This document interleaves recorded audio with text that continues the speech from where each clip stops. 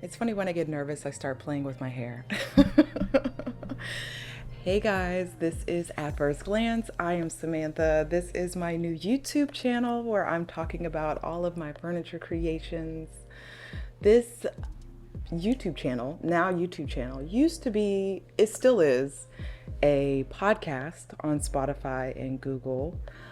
And it's just where I talk about all of my furniture creations, typically street finds. Street finds are furniture that I find on the street, by the way. But it's just a way for me to share my creative endeavors with everybody because I was basically pushed to do this. So many people were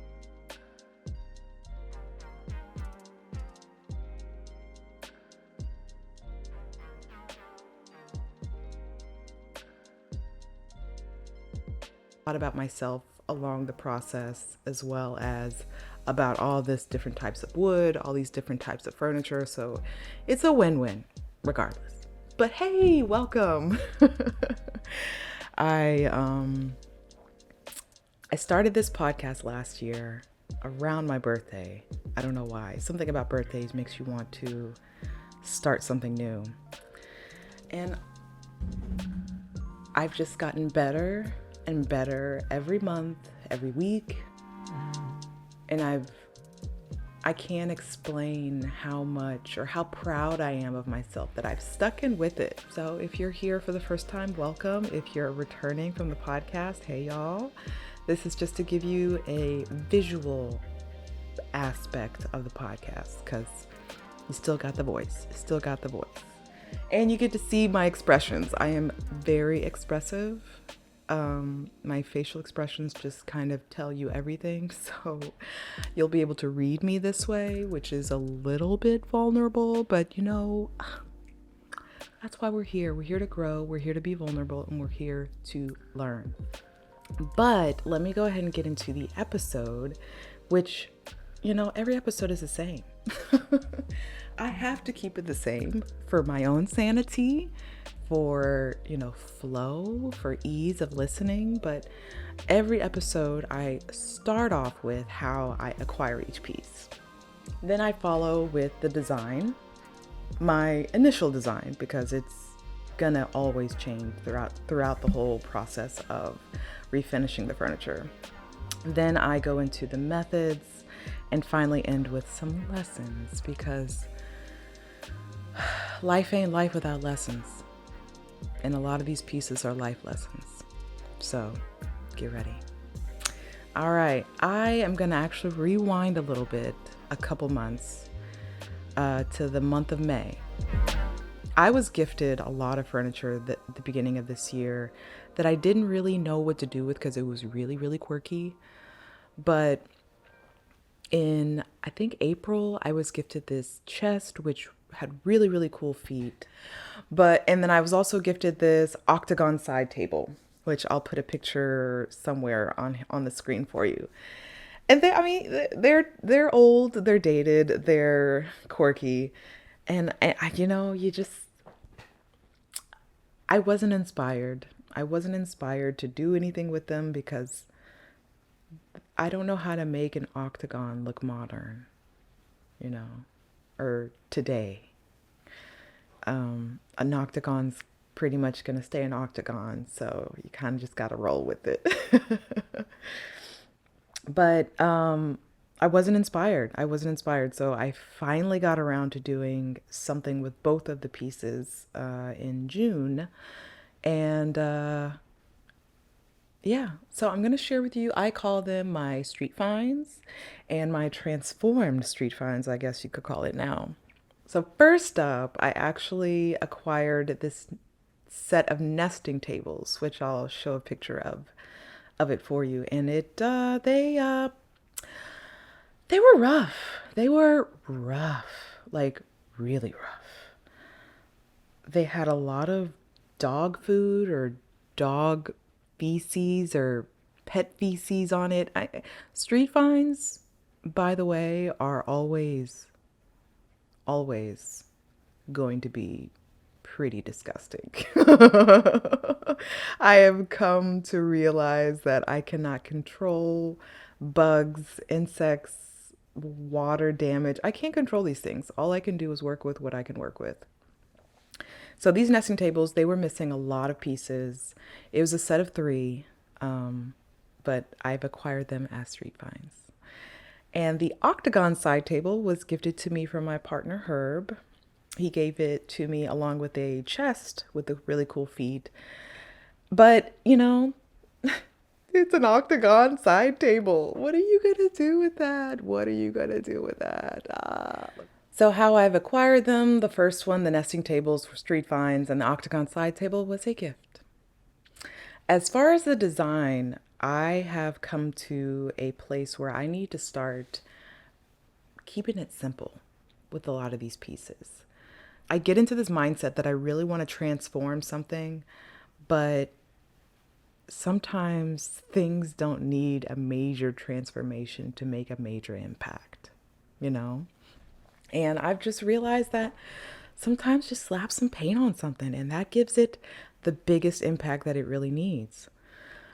With the nesting tables, I thought I wanted to do like some really cool, like patterned, painted patchwork thing. I don't know where I was going. I was just wanting to do something different. But the set was really cool on its own. It was essentially just a bunch of the little small bamboo pieces, maybe not bamboo, who knows, glued on to this like melanin,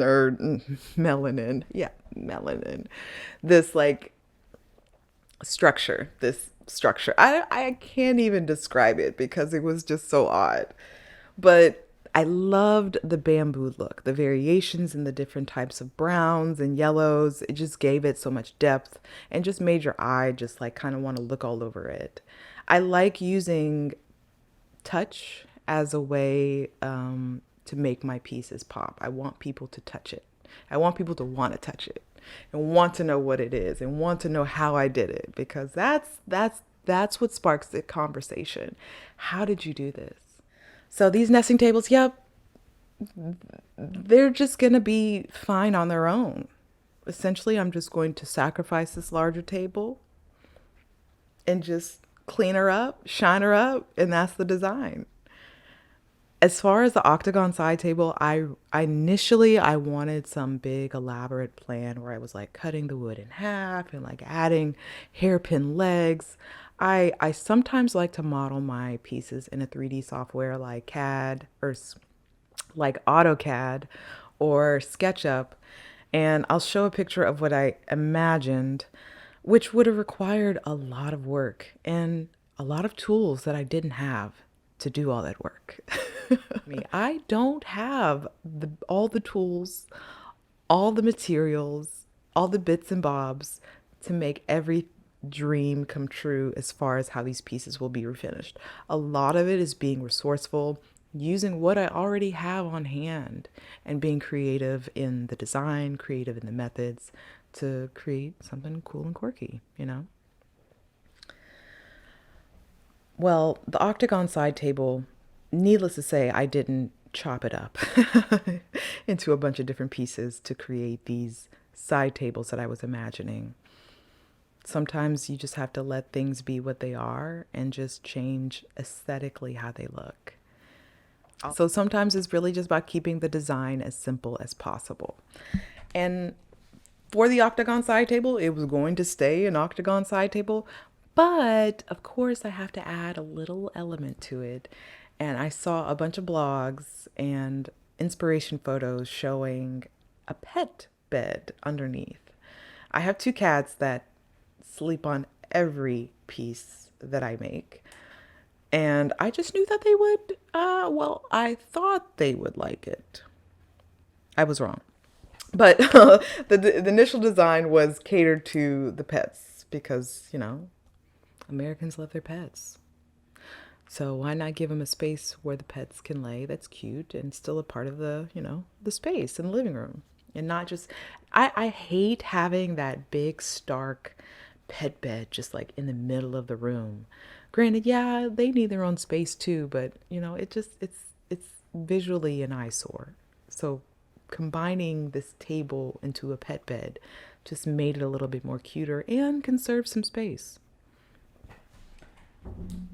Design for these, once I finally got around to doing them, was just to keep it as simple as possible and just let the piece shine on its own, paint it, shine it up, and be done. When I got to the methods for the nesting tables, I was done in like a couple hours. It was essentially just picking off pieces on the larger one and putting it on the two smaller ones and clean it up, shine it up, and that was it. I actually kept them. I actually decided to keep those nesting tables because A, they didn't sell, and B, they're just so cute. I didn't want anybody else to have them. I don't know why I'm so like that. It's funny when I notice my pieces don't start to sell after a certain period of time, I'm like, I could just keep it because I create for myself. All the pieces that I make, I would keep all of them and have kept about 75% of them. But, sometimes I can't part with my art, even though I really need to. Oh, I really need to. All right, so the methods for the nesting tables, I was pretty much done in 2 hours. So, yeah, on to the octagon side table, which took a significant more amount of time than the nesting tables. A, because, I'm indecisive and I don't choose so quickly, especially when I'm spending my own money on the different materials that I'll need for these projects. But I went to Amazon for the paint. I'm on the hunt for a good furniture paint that I can use that is not too matte, not too flat, not too chalky, has a little bit of a sheen to it, and good coverage.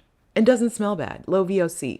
I have a few requirements, but I'm on the hunt. And I've only tried Lily Moon paint, which I love Lily Moon paint.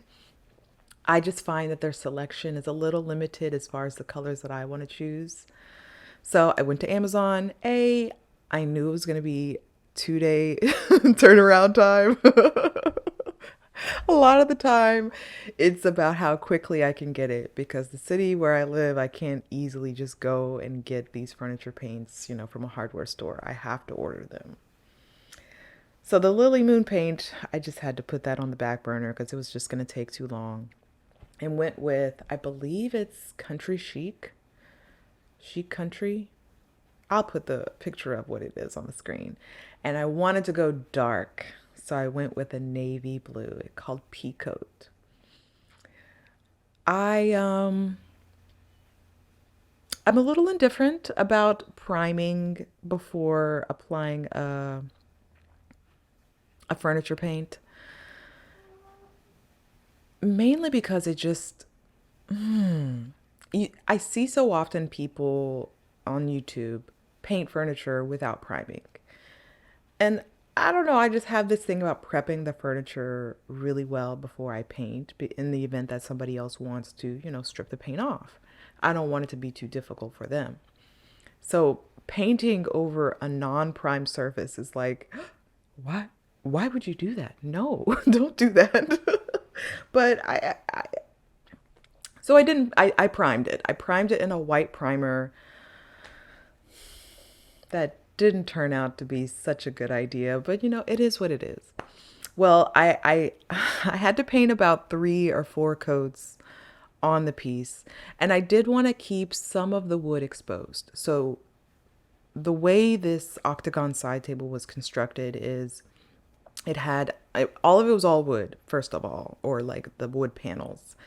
So the base, the octagon, octagon wood base, and then it had those panels along with the columns. I use my hands a lot, by the way.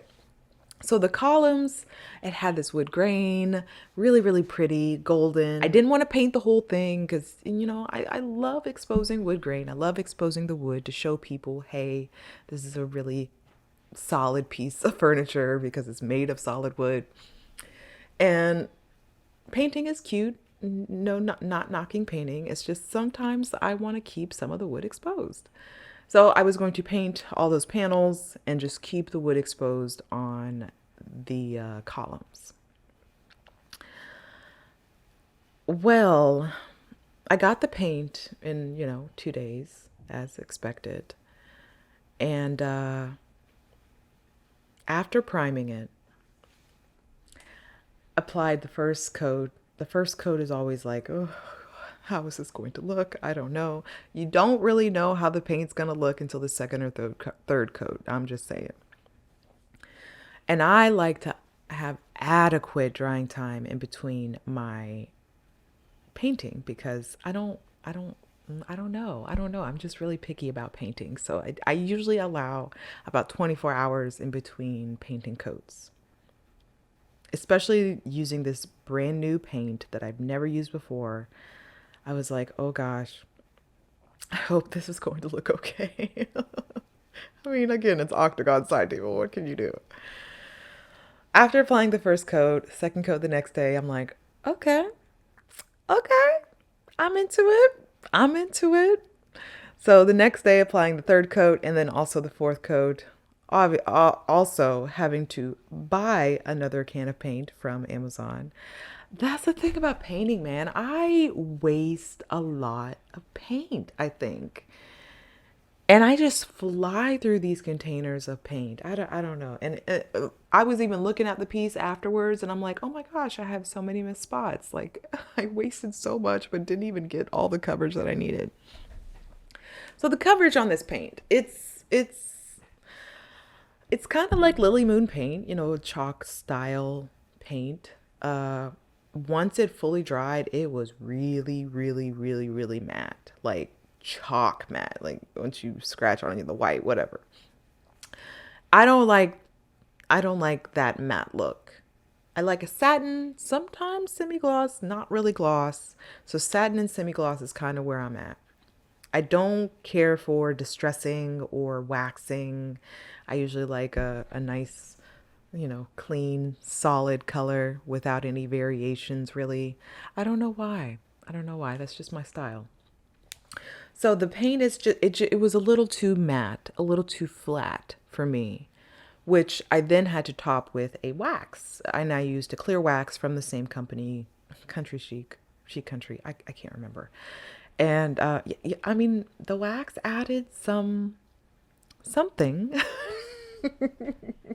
Reason why I even went with the wax, I watched a YouTube video. I think it's salvaged by Kay Scott.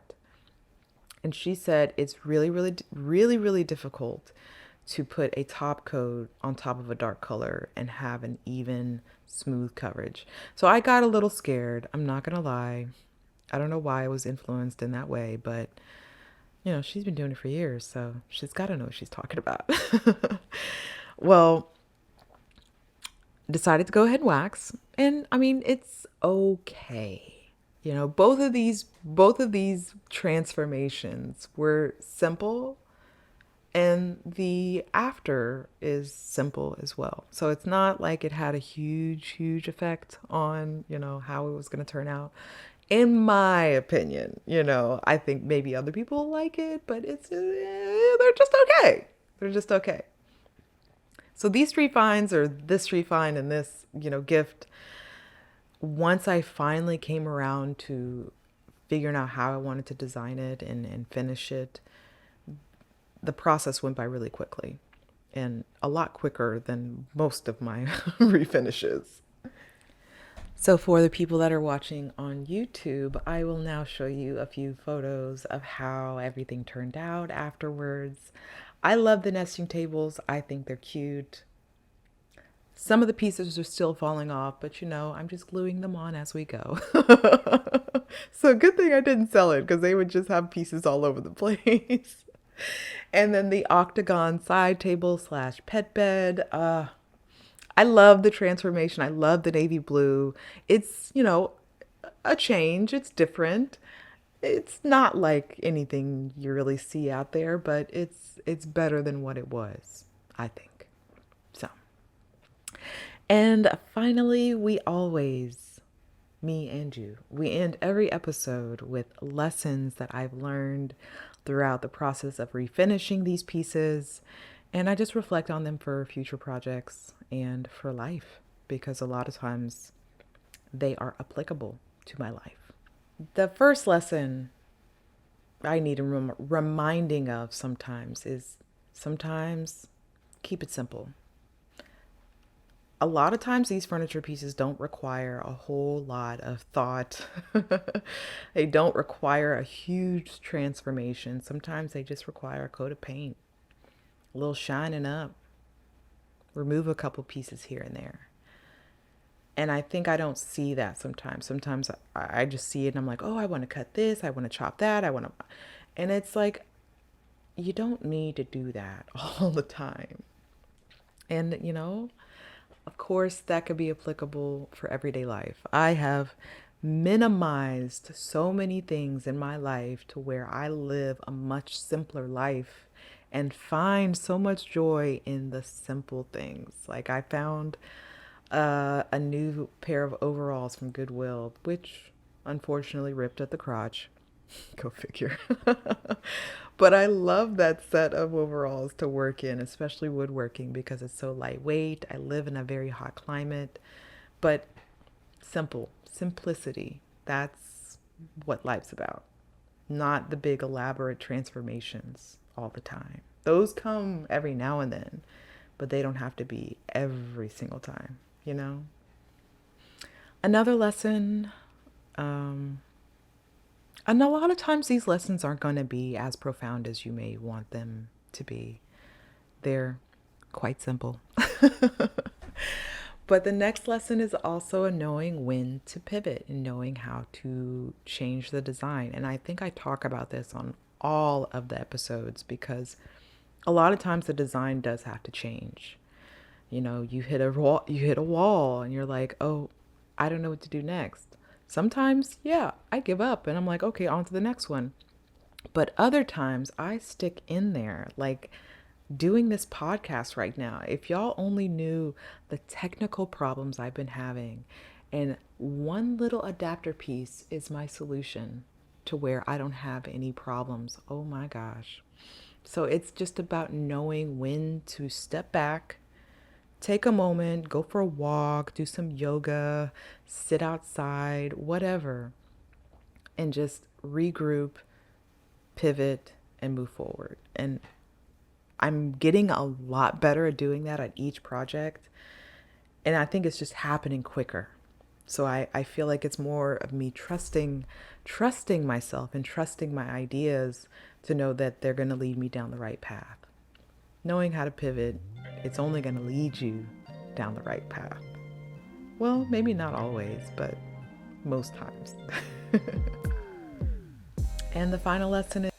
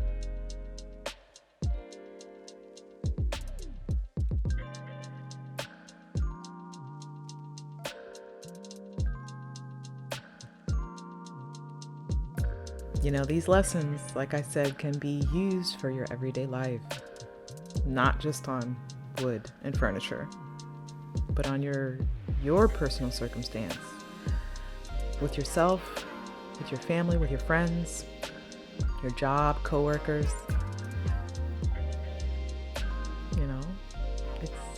It's about finding peace within yourself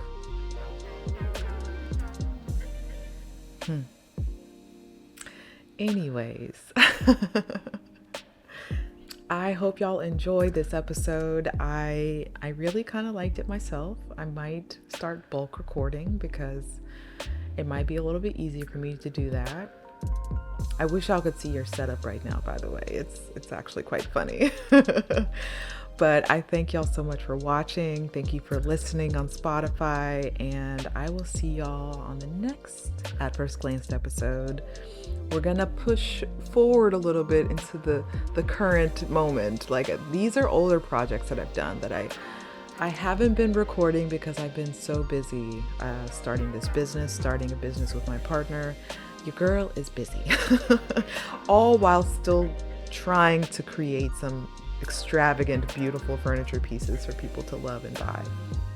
So bear with me, more episodes to come, and I will see y'all next time. Thanks.